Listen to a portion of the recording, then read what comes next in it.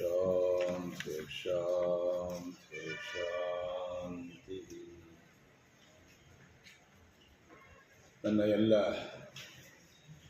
ಪ್ರಿಯ ಮಾಧ್ಯಮ ಬಂಧುಗಳೇ, ತಮ್ಮೆಲ್ಲರೂ ಕೂಡ ಇವತ್ತಿನ ಪತ್ರಿಕಾಗೋಷ್ಠಿಗೆ ಹೃತ್ಪೂರ್ವಕವಾದಂಥ ಒಂದು ಸ್ವಾಗತವನ್ನು ಬಯಸ್ತಾ ಇದ್ದೀನಿ. ನಾನು ದಯಾನಂದ ಸ್ವಾಮೀಜಿ,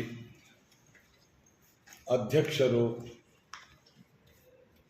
ವಿಶ್ವ ಪ್ರಾಣಿ ಕಲ್ಯಾಣ ಮಂಡಳಿ,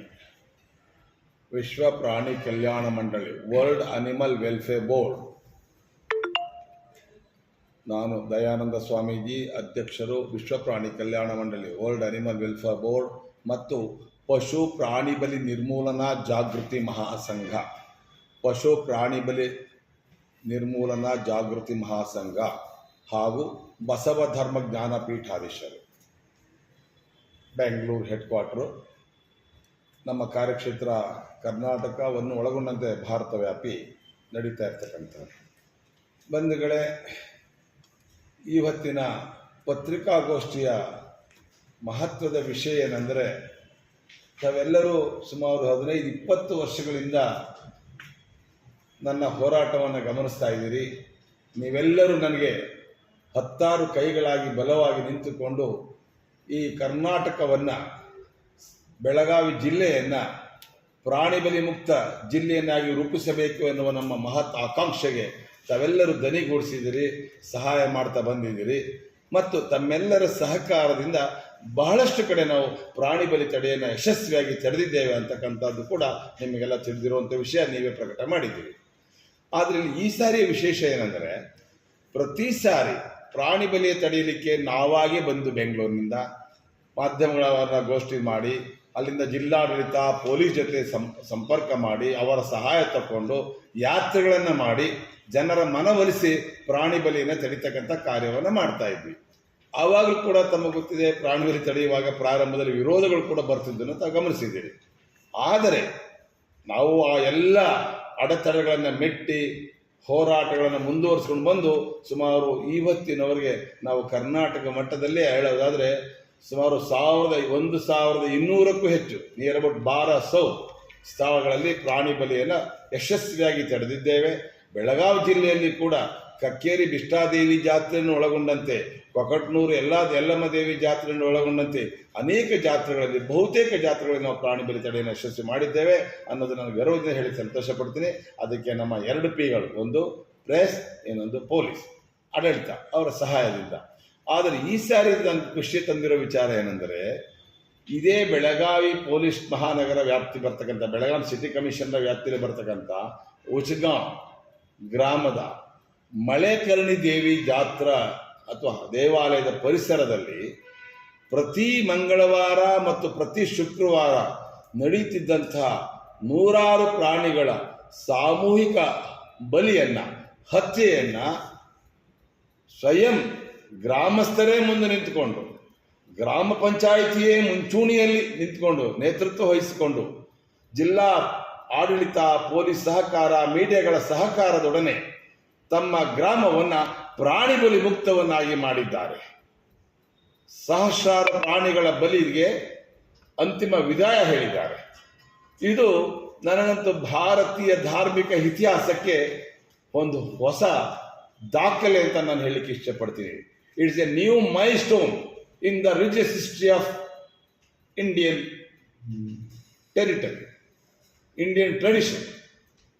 ಭಾರತೀಯ ಧಾರ್ಮಿಕ ಪರಂಪರೆಗೆ ಒಂದು ಹೊಸ ಆಯಾಮವನ್ನು, ಹೊಸ ದಿಕ್ಸೂಚಿಯನ್ನು ಉಚ್ಗಾಂವ್ನ ಜನತೆ, ಗ್ರಾಮ ಪಂಚಾಯಿತಿ ನಮಗೆ ಕೊಟ್ಟಿದೆ ಅಂತ ಹೇಳಿದ್ರೆ ತಪ್ಪಾಗಲಾರದು. ಯಾಕಂದರೆ ಅದರಿಂದ ನನಗೆ ಎಷ್ಟು ಸಂತೋಷ ಆಗಿದೆ ಅಂದರೆ, ನಾನು ಕಲ್ಪನೆಗೂ ಮೀರಿದ ಸಂತೋಷ.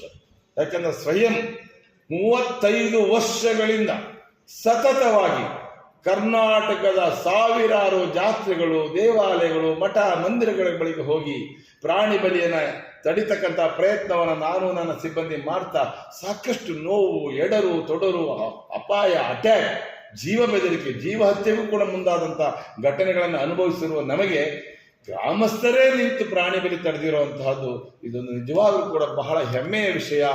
ಆ ದಿಶೆಯಲ್ಲಿ ಈ ಪ್ರಾಣಿ ಬಲಿ ತಡೆಗೆ ಕಾರಣೀಭೂತರಾದಂತಹ ಉಚ್ಗಾಂವ್ನ ಗ್ರಾಮ ಪಂಚಾಯಿತಿಗೆ ಅವರ ಅಧ್ಯಕ್ಷರು, ಉಪಾಧ್ಯಕ್ಷರು, ಸದಸ್ಯರ ಬಳಗ ಮತ್ತು ಗ್ರಾಮಸ್ಥರು, ಅಲ್ಲಿಯ PDO ಇವರೆಲ್ಲರಿಗೂ, ಜೊತೆಗೆ ಇವರಿಗೆಲ್ಲ ಸಹಕರಿಸಿದಂಥ ನಮ್ಮ ಮಾಧ್ಯಮ ವರ್ಗ, ಸಾಕಷ್ಟು ಪಬ್ಲಿಸಿಟಿ ಕೊಟ್ಟಿದ್ದೀರಾ, ನಾನು ನೋಡಿದೆ, ಹೆಮ್ಮೆ ಆಯಿತು ನನಗೆ.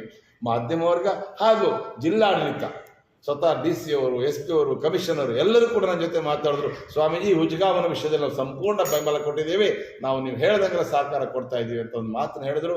ಸೊ ಹಾಗಾಗಿ ನಾನು ಈ ಜಿಲ್ಲಾಡಳಿತಕ್ಕೆ, ಪೊಲೀಸ್ ಇಲಾಖೆಗೆ, ಗ್ರಾಮ ಪಂಚಾಯತಿಗೆ ಮತ್ತು ಎಲ್ಲ ಭಕ್ತರಿಗೂ ಕೂಡ, ಸುದ್ದಿ ಮಾಧ್ಯಮಗಳಿಗೆ ಮತ್ತೊಮ್ಮೆ ವಿಶ್ವ ಪ್ರಾಣಿ ಕಲ್ಯಾಣ ಮಂಡಳಿ ವತಿಯಿಂದ, ಪಶು ಪ್ರಾಣಿ ಬಲಿ ನಿರ್ಮೂಲನಾ ಜಾಗೃತಿ ವತಿಯಿಂದ, ಮಹಾಸಂಘದ ವತಿಯಿಂದ ಧನ್ಯವಾದವನ್ನು, ಅಭಿನಂದನೆಯನ್ನು ಸಲ್ಲಿಸ್ತೇನೆ. ಇದ್ರ ಜೊತೆಗೆ ವಾದಂಥದ್ದು ಪರಂಪರೆ, ಇದು ಸೆಂಟಿಮೆಂಟಲ್ ಇಶ್ಯೂ. ನಾವು ಕಷ್ಟಪಟ್ಟು ಒಂದು 6 ತಿಂಗಳು 3 ತಿಂಗಳು ತಡಿತೀವಿ, ಮತ್ತೆ ಅದು ಶುರು ಹಚ್ಕೊಂಡ್ಬಿಡ್ತಾರೆ. ಹೊಸ ಜನರೇಷನ್ ಶುರುವಾಗ್ತದೆ. ಅದಕ್ಕೆ ನಿಮ್ಗೆ ಉದಾಹರಣೆ ಅಂದರೆ, ತಾವು ಕಂಡ ಹಾಗೆ ಬಿಷ್ಟಾದೇವಿ ಜಾತ್ರೆ ಕಕ್ಕೇರಿನಲ್ಲಿ ಸುಮಾರು 15 ವರ್ಷಗಳಿಂದ ನಾನು ಪ್ರಾಣಿ ಬಲಿ ತಡೆ ಪ್ರಾರಂಭ ಮಾಡಿದಾಗ ಬಹಳ ಕಷ್ಟಗಳು ಎದುರಿಸಿದ್ವಿ. ಅಟ್ಯಾಕ್ ಆಯಿತು. ಅದ್ರ ಜೊತೆಗೆ 1 ವರ್ಷ ತಡೆದ್ವಿ, ಸಾವಿರಾರು ಪೊಲೀಸ್ ಬಂದರು, ಕೆಲಸ ಮಾಡಿದ್ರು. 2ನೇ ವರ್ಷ ಸ್ವಲ್ಪ ಸೆಟ್ಲ್ ಬಿಟ್ಟು ಸಾಕು, ಮತ್ತೆ ಪ್ರಾಣಿ ಬಲಿ ಶುರುವಾಗುವಂಥದ್ದು. ಮತ್ತೆ ನಾವು ಪ್ರಯತ್ನ ಮಾಡೋದು, ಮತ್ತೆ 3ನೇ ವರ್ಷಕ್ಕೆ ನಾವು ಸ್ವಲ್ಪ ಸೆಟ್ಲ್ ಬಿಟ್ಟರೆ ಮತ್ತೆ ಶುರುವಾಗೋದು.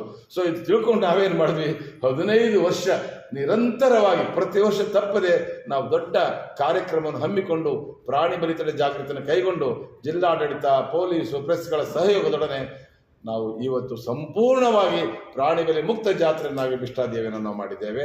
ಇಡೀ ಕಕ್ಕೇರಿ ಏನು ಕಟುಕರ ಕೇರಿ ಆಗ್ತಿತ್ತೋ, ರಕ್ತದ ಓಕುಳಿ ಆಗ್ತಿತ್ತೋ, ಅದು ಇವತ್ತು ಸಂಪೂರ್ಣ ಪ್ರಾಣಿ ಬಲಿ ಮುಕ್ತವಾಗಿದೆ, ಜೀವಹಿಂಸೆ ಮುಕ್ತ ಆಗಿದೆ ಅನ್ನೋ ಉದಾಹರಣೆ ನಮ್ಮ ಕಣ್ಣಿದೆ.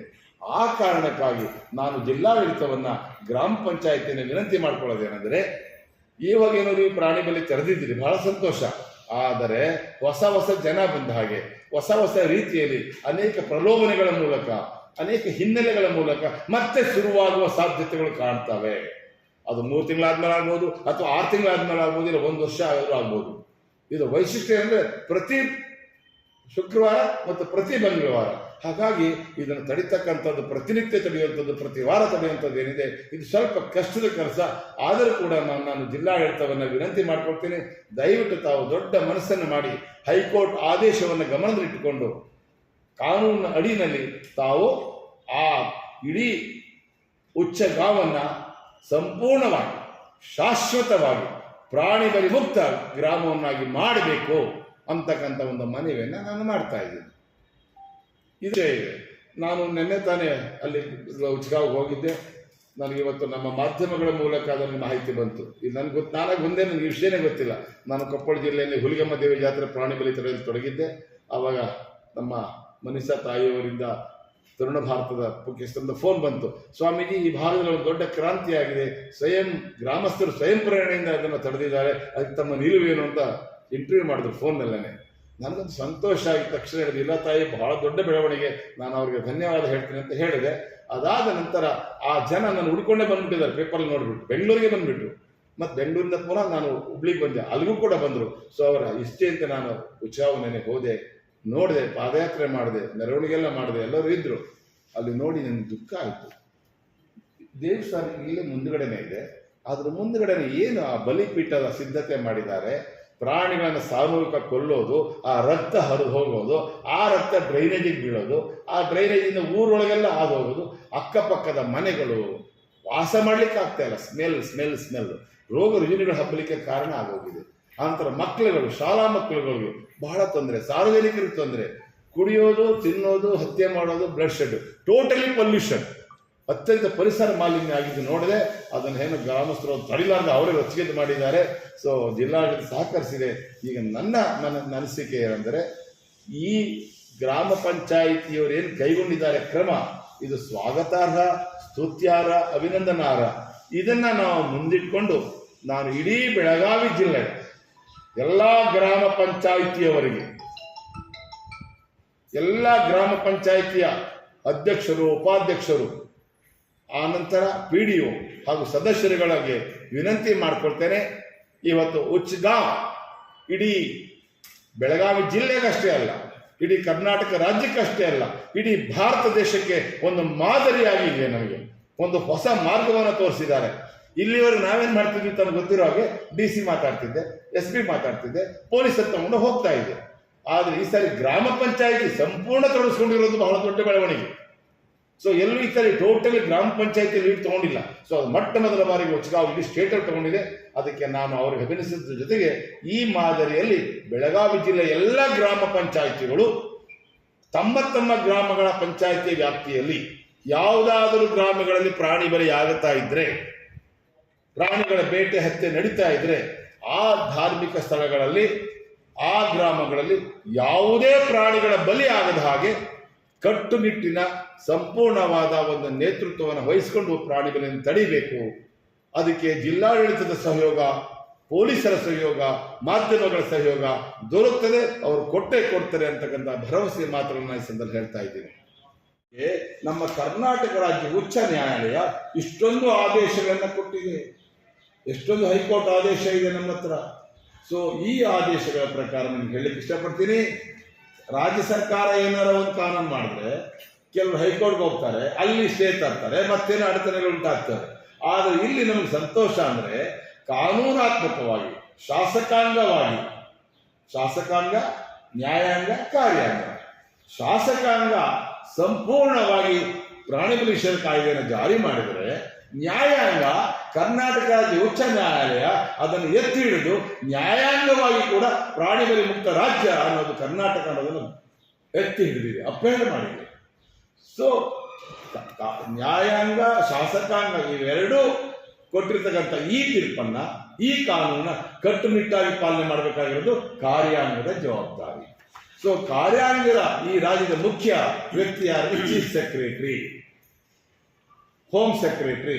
ಇವರುಗಳಿಗೆ ಕರ್ನಾಟಕ ಹೈಕೋರ್ಟ್ ಆದೇಶ ಮಾಡಿದೆ. ಏನಂತ? ಇಡೀ ನಮ್ಮ ರಾಜ್ಯದಲ್ಲಿ ಎಷ್ಟು ಕ್ಲಿಯರ್ ಆಗಿದೆ ನೋಡಿ. We however make it clear that considering the mandate of Article 51A of the Constitution of India and the provision of the Karnataka Prevention of Animal Sacrifice Act 1959 as well as the Prevention of Cruelty to Animal Act 1960, the state is bound to take action in accordance with law wherever there are violations of the provisions of the law. Karnataka ಸರ್ಕಾರದ ಜವಾಬ್ದಾರಿ ಇದೆ ಇಡೀ ರಾಜ್ಯದಲ್ಲಿ ಎಲ್ಲೇ ಪ್ರಾಣಿ ಬಲಿ ಆಗೋದನ್ನು ತಡೆಯಬೇಕು ಅಥವಾ ಪ್ರಾಣಿ ಬಲಿ ಕೊಟ್ಟರ ವಿರುದ್ಧ ಕ್ರಮ ತಗೋಬೇಕು ಅಂತ. ಸೊ ಈ ಕಾನೂನನ್ನ ಕಟ್ಟುನಿಟ್ಟಾಗಿ ಪಾಲನೆ ಮಾಡಲಿಕ್ಕೆ ಈ ರಾಜ್ಯ ಸರ್ಕಾರಕ್ಕೆ ಮತ್ತು ರಾಜ್ಯದ ನಮ್ಮ ಎಲ್ಲ ಜಿಲ್ಲೆಗಳ DCSP ಅವರಿಗೆ ಹೈಕೋರ್ಟ್ ಆದೇಶ ಕೊಟ್ಟಿದೆ. ಅಷ್ಟೇ ಅಲ್ಲದೆ ಪ್ರತಿ ಪೊಲೀಸ್ ಠಾಣೆಯ ಜುರಿಸ್ಡಿಕ್ಷನ್ ಇದೆ, ಪ್ರತಿ ಗ್ರಾಮದ ಪಂಚಾಯಿತಿಯ ಜುರಿಸ್ಡಿಕ್ಷನ್ ಪೊಲೀಸ್ ಠಾಣೆಗೂ ಆದೇಶ ನೀಡಿದೆ. ಸೊ ಹಾಗಾಗಿ ನಮ್ಮ ಗ್ರಾಮ ಪಂಚಾಯಿತಿಯವರು ತಮ್ಮ ತಮ್ಮ ಗ್ರಾಮಗಳಲ್ಲಿ ಯಾವುದೇ ಪ್ರಾಣಿ ಬಲಿ ಆಗ್ತಾ ಇದೆ ಅಂತ ಗೊತ್ತಿದೆ, ಅದು ವೀಕ್ಲಿ ಇರಬಹುದು, ಹುಣ್ಣಿಮೆ ಅಮಾವಾಸ್ಯೆ ಆಗಿರ್ಬೋದು, ಅಥವಾ ಮಾಸಿಕವಾಗಿರ್ಬೋದು, ಇಲ್ಲ ವಾರ್ಷಿಕವಾಗಿರ್ಬೋದು, ಯಾವಾಗಲೇ ಆಗಲಿ ಪ್ರಾಣಿ ಬಲಿ ಆಗಿ ಕಂಡು ಬಂದರೆ ಜುರಿಸ್ಡಿಕ್ಷನ್ ಪೊಲೀಸಿನ ಸಹಕಾರವನ್ನು ತೆಗೆದುಕೊಂಡು ತಾವು ಪ್ರಾಣಿ ಬಲಿಯನ್ನು ತಡಿಬೇಕು ಅಂತಕ್ಕಂಥ ಒಂದು ಮನವಿಯನ್ನು ತಮ್ಮ ಮುಂದೆ ಮಾಡ್ತಾ ಇದ್ದೀನಿ. ಈಗ ಮೂರನೇ ಶಾಪ್ಗಳು ಮಾಡಿದಾರಲ್ಲ, ಶಾಪ್ಗಳು ಮಾಡಿದಾರೆ, ಇನ್ನೊಂದು ಮೂರನೇ ಬಂತು, ಅದಕ್ಕೂ ಬರ್ತೇನೆ. ಇನ್ನು ಮತ್ತೊಂದು ಮೂರನೆಯ ವಿಷಯ ತಮ್ಮ ಮುಂದೆ ಇಡ್ತಾ ಇರೋದು, ನನಗೆ ಇತ್ತೀಚೆಗೆ ಇವತ್ತೇ ಬೆಳಗ್ಗೆ ಮಾಹಿತಿ, ನೆನ್ನೆ ಸಾಯಂಕಾಲ ಮತ್ತು ಇವತ್ತು ಬೆಳಗ್ಗೆ ನನಗೆ ಒಂದು ಮಾಹಿತಿ ಬಂದಿದೆ. ಇದೇ ಬೆಳಗಾವಿ ಮಹಾನಗರದ ವಡಗಾಂವ್ ವ್ಯಾಪ್ತಿಯ ಏನು ಮಂಗಾಯ್ ಬೆಳಗಾವಿ ಮಹಾನಗರ ವಡಗಾಂವ್ನ ಶ್ರೀ ಮಂಗಾಯಿ ದೇವಿ ಜಾತ್ರೆ ಇದೇ ದಿನಾಂಕ 27ರಿಂದ 30ರವರೆಗೆ ನಡೀತಾ ಇದೆ. ಈ ಶ್ರೀ ಮಂಗಾಯಿ ದೇವಿ ಜಾತ್ರೆ ಏನು ನಡೀತಾ ಇದೆ, ಈ ಜಾತ್ರೆಯ ಜಾತ್ರೆ ಅತ್ಯಂತ ಸೊಗಸಾಗಿ, ಅದ್ಭುತವಾಗಿ, ಭಕ್ತಿ ಶ್ರದ್ಧೆಯಿಂದ ವೈಭವಪೂರ್ಣವಾಗಿ ನಡೀಲಿ ಅಂತಕ್ಕಂಥ ಆಶಯದೊಡನೆ ಯಶಸ್ಸನ್ನು ಕೋರ್ತಾ ಒಂದು ಮನವಿನ ಆ ಭಕ್ತರಲ್ಲಿ ಮಾಡ್ತಾ ಇದ್ದೀನಿ. ದಯವಿಟ್ಟು ನಾವು ಮಾಡುವ ನಮ್ಮ ಧರ್ಮಾಚರಣೆ, ಆಧ್ಯಾತ್ಮಿಕ ಧಾರ್ಮಿಕ ಕಾರ್ಯಕ್ರಮಗಳು ಈ ನಾಡಿನ ಕಾನೂನಿನ ಅಡಿಯಲ್ಲಿ, ಈ ರಾಜ್ಯದ, ಈ ದೇಶದ ನ್ಯಾಯಾಲಯಗಳ ಆದೇಶಕ್ಕೆ ಒಳಪಟ್ಟು ಆಚರಿಸಬೇಕು, ಕಾರ್ಯಕ್ರಮವನ್ನು, ಹಬ್ಬವನ್ನು, ಜಾತ್ರೆ ನಡೆಸಬೇಕು ಅಂತ ಒಂದು ಮನವಿಯನ್ನು ಮಾಡ್ತಾ ಇದ್ದೀನಿ. ದಯಾನಂದ ಸ್ವಾಮಿ ಏನು ಹೇಳ್ತಾರೆ ಅದಲ್ಲ, ಅಥವಾ ಮತ್ತಾರು ಹೇಳ್ತಾರೆ ಅದಲ್ಲ. ಈ ರಾಜ್ಯದ ಕಾನೂನು, ಈ ದೇಶದ ಸಂವಿಧಾನ ಮತ್ತು ಈ ರಾಜ್ಯದ ಹೈಕೋರ್ಟು ಮತ್ತು ಈ ದೇಶದ ಸುಪ್ರೀಂ ಕೋರ್ಟು ಮತ್ತು ಇನ್ನುಳಿದ ನ್ಯಾಯಾಲಯಗಳು ಏನು ಆದೇಶವನ್ನ ಮಾಡಿದ್ದಾವೆ, ಕೊಟ್ಟಿದ್ದಾವೆ, ಕಾನೂನು ಮಾಡಿದ್ದಾವೆ, ಅದರಡಿ ಇಂಥ ಹಬ್ಬವನ್ನು ಮಾಡಬೇಕು ಅಂತ ಕೇವಲ ಶ್ರೀ ಮೆಂಗಾಯಿ ದೇವಿ ಜಾತ್ರೆಯವರಿಗೆ ಅಷ್ಟೇ ಅಲ್ಲ, ಈ ದೇಶದ ಎಲ್ಲ ಧರ್ಮೀಯರ ಧಾರ್ಮಿಕ ಸಮಾರಂಭಗಳಿಗೆ, ಜಾತ್ರೆಗಳಿಗೆ, ಮಠ, ಮಂದಿರ, ದರ್ಗಾ, ಮಸ್ಜಿದು, ಚರ್ಚು, ಗುರುದ್ವಾರ ಎಲ್ಲ ಕಡೆ ಕೂಡ ಅನುಸರಣೆ ಮಾಡಬೇಕು, ಇದನ್ನು ಚೌಕಟ್ಟಿನಲ್ಲಿ ಕಾರ್ಯಕ್ರಮ ಮಾಡಬೇಕು ಅಂತ ಒಂದು ಮನವಿಯನ್ನು ಮಾಡ್ತೇವೆ. ಹಾಗಾದ್ರೆ ಏನು, ನಮ್ಮ ರಾಜ್ಯ ಆಗಲೇ ಹೇಳಿದಾಗ ಪ್ರಾಣಿ ಬಲಿ ಮುಕ್ತ ರಾಜ್ಯ, ಹೈಕೋರ್ಟ್ ಅದನ್ನು ಎತ್ತಿರಿದಿದೆ. ಹಾಗಾಗಿ ನಮ್ಮ ಶ್ರೀ ಮೆಂಗಾಯಿ ದೇವಿ ಜಾತ್ರೆಯ ಸಮಿತಿಯವರು, ದೇವಸ್ಥಾನದ ಆಡಳಿತ ಮಂಡಳಿಯವರನ್ನ ವಿನಂತಿ ಮಾಡ್ತೇನೆ, ದಯವಿಟ್ಟು ತಮ್ಮ ಈ ಜಾತ್ರಾ ಸಂದರ್ಭದಲ್ಲಿ, ಮಹೋತ್ಸವದಲ್ಲಿ ಯಾವುದೇ ಪ್ರಾಣಿಗಳ ಬಲಿಯನ್ನ, ಬೇಟೆಯನ್ನ ಮಾಡಲಿಕ್ಕೆ ಅವಕಾಶ ಕೊಡಬಾರ್ದು, ಜೀವಹಿಂಸೆಯನ್ನು ಮಾಡಬಾರ್ದು, ರಕ್ತಪಾತವನ್ನು ಮಾಡಲಿಕ್ಕೆ ಅವಕಾಶ ಕೊಡಬಾರ್ದು. No bloodshed in the name of religion during Shri Mengai Devi Jatra. ಇದು ಇನ್ನ ಪ್ರಾಣಿ ಅದು ಗೊತ್ತಿಲ್ಲ, ಏನಿದೆ ಗೊತ್ತಿಲ್ಲ, ಬಂದು ಬಿಷ್ಟಾದೇವಿ ಜಾತ್ರೆ ಮಾಡೋ ದೇವಸ್ಥಾನಕ್ಕೆ ಪ್ರಾಣಿಗಳನ್ನ, ಕೋಳಿಗಳನ್ನ ಸಿಕ್ಕಿ ತೂರು ಬಿಡ್ತಿದ್ರು. ಆ ಥರ ಇಲ್ಲಿದೆಯೇನೋ ನನಗೆ ಗೊತ್ತಿಲ್ಲ. ಆ ಥರ ಏನಾದರೂ ಕೂಡ ಪ್ರಾಣಿಗಳನ್ನ ದೇವಾಲಯ ತೂರು ಬಿಡೋದಿದ್ರು ಕೂಡ ಅದು ಕೂಡ ಆಗಬಾರ್ದು, ನಡೀಬಾರ್ದು ಅಂದ್ಕೊಂಡು ಮನೆಗೆ. ಇನ್ನು ಈ ಸಂದರ್ಭದಲ್ಲಿ ನಮ್ಮ ಜಿಲ್ಲಾಡಳಿತಕ್ಕೆ, ಹೈಕೋರ್ಟ್ಗೆ, ಕರ್ನಾಟಕಕ್ಕೆ, ನಮ್ಮ ಕರ್ನಾಟಕ ಸರ್ಕಾರಕ್ಕೆ, ಜಿಲ್ಲಾಡಳಿತಕ್ಕೆ ಮತ್ತು ಸಂಬಂಧಪಟ್ಟ ಬೆಳಗಾಂ ಸಿಟಿ ಪೊಲೀಸ್ ಕಮಿಷನರ್ ಒಂದು ಮನವಿಯನ್ನು ಮಾಡ್ಕೊಳ್ತಾ ಇದ್ದೀವಿ. ನಿಮಗೆ ಈಗಾಗಲೇ ರಾಜ್ಯ ಸರ್ಕಾರ ಆದೇಶ ಮಾಡಿರುವಂತೆ ನಿಮ್ಮ ವ್ಯಾಪ್ತಿಯಲ್ಲಿ ಯಾವುದೇ ಪ್ರಾಣಿ ಬಲಿಯಾಗಲಿಕ್ಕೆ ಅವಕಾಶವನ್ನು ಕೊಡಬಾರದು.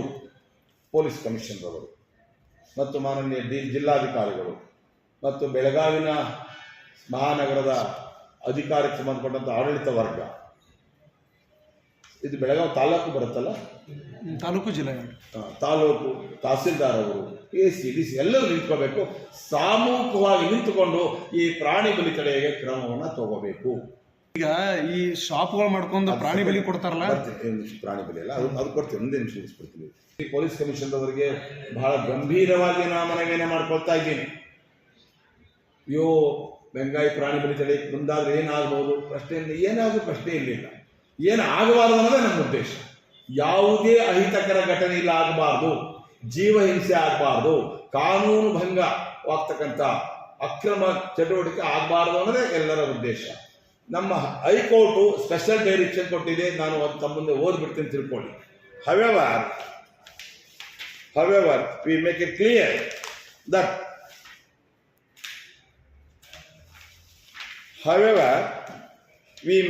clear that the respondents means government and DC and SP of every district shall continue to take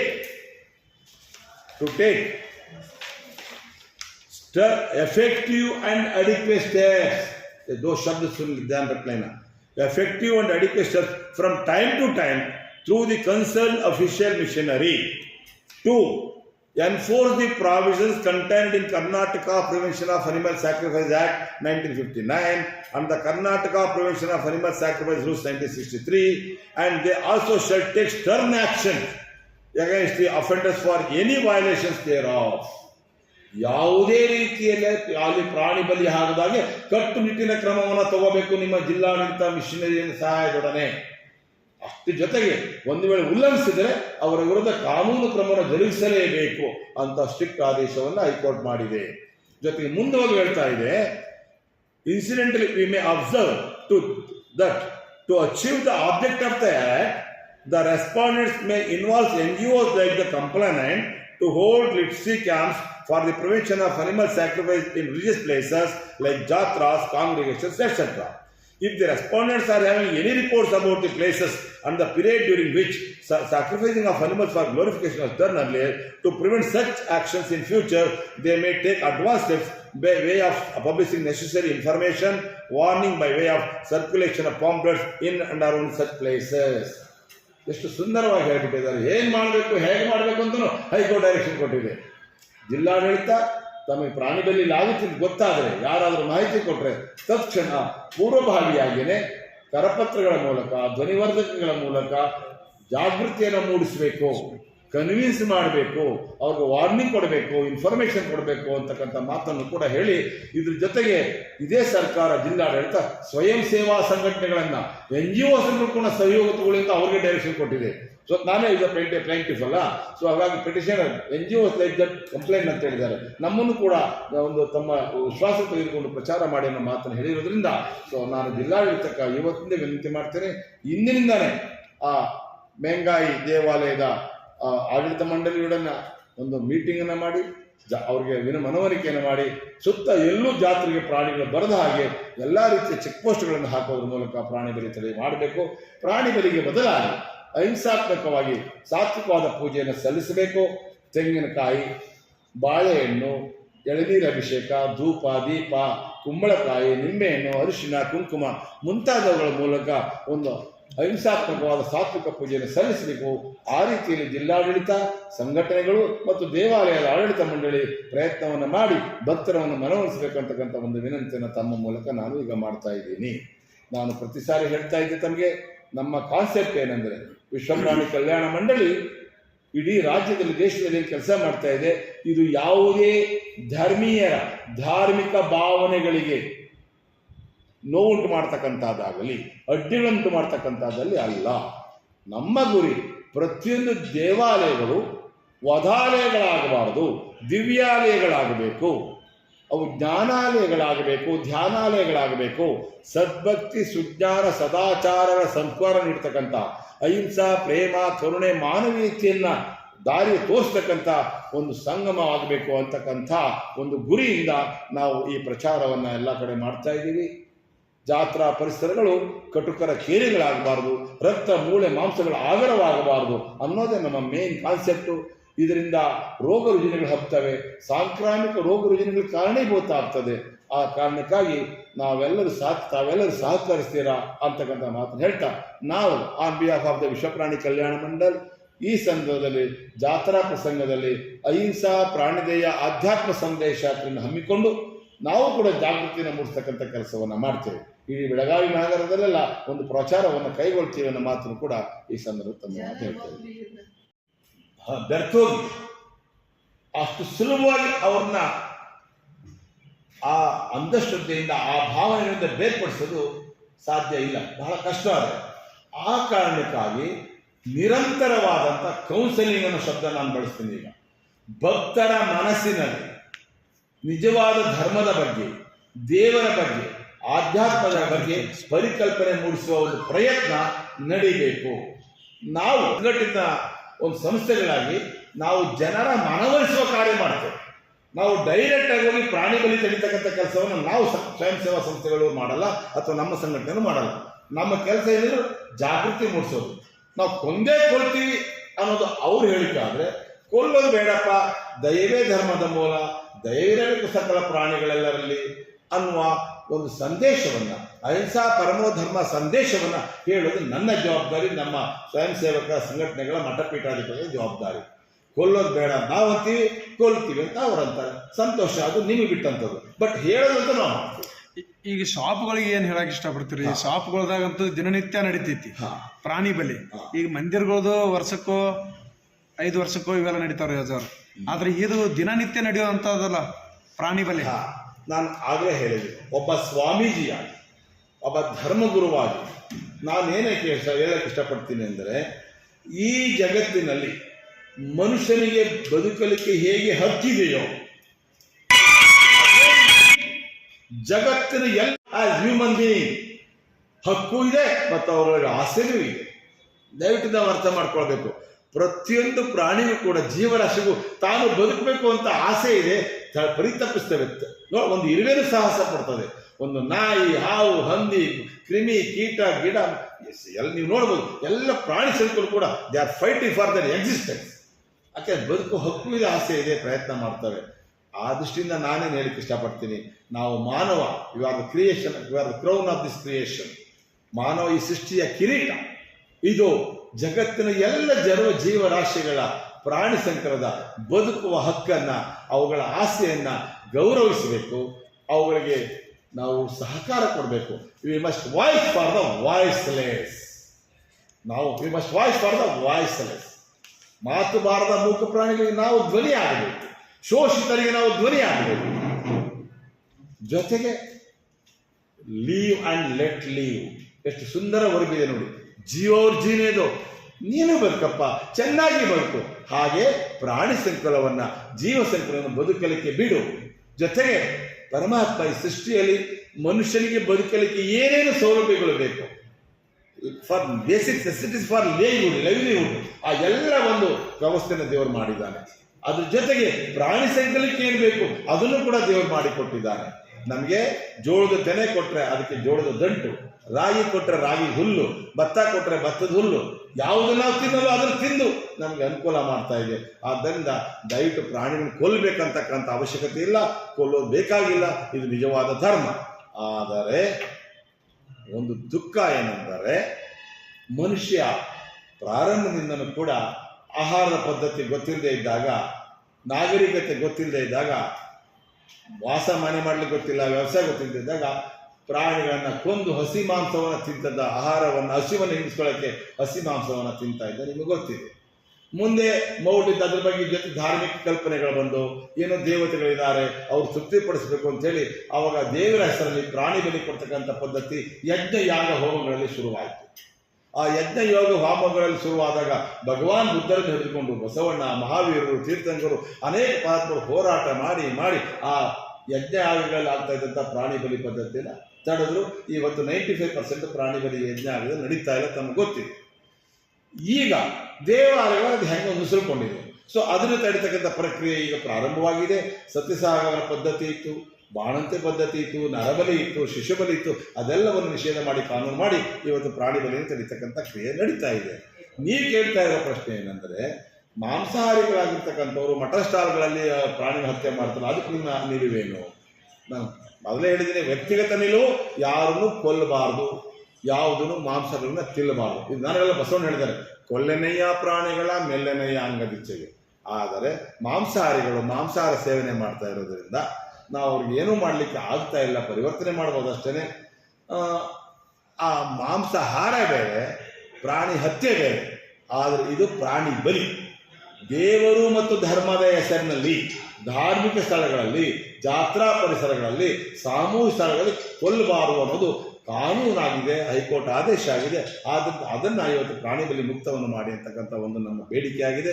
ಇನ್ನು ನಿಮ್ಮ ಮನೇಲಿ ಏನು ಮಾಡ್ಕೊಂಡು ತಿಂತೀರೋ ಅದಕ್ಕೆ ನಾವ್ಯಾರು ಅಡ್ಡಿ ಆತಂಕ ಮಾಡ್ಲಿಕ್ಕೆ ಆಗೋದಿಲ್ಲ. ಆದರೆ ಇಲ್ಲೊಂದು ಮಾತು, ಗೋಹತ್ಯೆ ಪ್ರಶ್ನೆ ಬರ್ತದೆ. ಹಂಗಾರೆ ಯಾವುದೇ ಪ್ರಾಣಿ ಕಟ್ಕೊಂಡು ತಿನ್ಬೋದೇನ್ರಿ? ನೋ. ಆಹಾರದ ನೆಪದಲ್ಲಿ ನಮ್ಮ ರಾಜ್ಯದಲ್ಲಿ ಯಾವುದೇ ವಯಸ್ಸಿನ ಗೋವುಗಳನ್ನ, ಆಕಳುಗಳನ್ನ, ಕರು, ಹಸು, ಎತ್ತು, ಹೋರಿ ಇವುಗಳನ್ನ ಕೊಲ್ಲುವಂತಿಲ್ಲ, ತಿನ್ನುವಂತಿಲ್ಲ, ಬಲಿನೂ ಕೊಡೋಂಗಿಲ್ಲ, ಆಹಾರಕ್ಕಾಗಿ ಕಡಿಯೋಂಗಿಲ್ಲ, ಅವ್ರ ಮನೆಯಲ್ಲೂ ಕಡಿಯೋಂಗಿಲ್ಲ, ರೋಡಲ್ಲೂ ಕಡಿಯೋಂಗಿಲ್ಲ, ದೇವಸ್ಥಾನದಲ್ಲೂ ಕಡಿಯೋಂಗಿಲ್ಲ, ಎಲ್ಲೂ ಕಡಿಯೋಂಗಿಲ್ಲ. ಅವರ ಯಾವುದು ಮಸ್ಜಿದು, ದರ್ಗಾ ಇದೆಲ್ಲೂ ಕಡಿಯೋಂಗಿಲ್ಲ, ಅದು ಯಾರು ಕಡಿಯೋಂಗಿಲ್ಲ. ಇದು ನಮ್ಮ ರಾಜ್ಯದ ಕಾನೂನು. ಕರ್ನಾಟಕ ಸಂಪೂರ್ಣ ಗೋವಂಶ ಜಾನುವಾರು ಹತ್ಯೆ ಮುಕ್ತ ರಾಜ್ಯ. ಆ ದೃಷ್ಟಿಯಿಂದ ಯಾರಾದರೂ ಒಂದು ವೇಳೆ ಗೋವಂಶಾದಿ ಜಾನುವಾರುಗಳನ್ನು ಆಹಾರದ ಹೆಸರಲ್ಲಿ ಕೊಲ್ಲೋದಾಗಲಿ, ತಿನ್ನಕ್ಕೆ ಪ್ರಯತ್ನ ಮಾಡೋದಾಗಲಿ, ಸಾಗಾಟ ಮಾಡಿದ್ರು ಕೂಡ ಅದು ಅಕ್ರಮ, ಕಾನೂನು ಬಾಹಿರ. ಅದಕ್ಕೆ 3 ರಿಂದ 7 ವರ್ಷಗಳ ಕಾಲ ಜೈಲು ಶಿಕ್ಷೆ ಇದೆ, 50,000ದಿಂದ 10 ಲಕ್ಷದವರೆಗೆ ಜುಲ್ಮಾನೆ ಇದೆ. ದಯವಿಟ್ಟು ಯಾರು ಕೂಡ ಈ ಕಾನೂನುಗಳನ್ನು ಉಲ್ಲಂಘನೆ ಮಾಡಬಾರದು. ಮತ್ತು ಜಿಲ್ಲಾಡಳಿತ, ಪೊಲೀಸ್ ಇಲಾಖೆ ಹಾಗೂ ಕರ್ನಾಟಕ ಸರ್ಕಾರ ತಾವೇ ಮಾಡಿರುವ ಈ ಕಾನೂನನ್ನು ಕಟ್ಟುನಿಟ್ಟಾಗಿ ಪಾಲನೆ ಮಾಡಬೇಕು ಅಂತಕ್ಕಂಥ ಮನವಿಯನ್ನು ಈ ಸಂದರ್ಭದಲ್ಲಿ ಮಾಡ್ತಾ ಇದ್ದಾರೆ.